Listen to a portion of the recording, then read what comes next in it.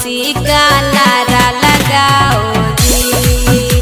है दुनिया वालों यीशु मसीह का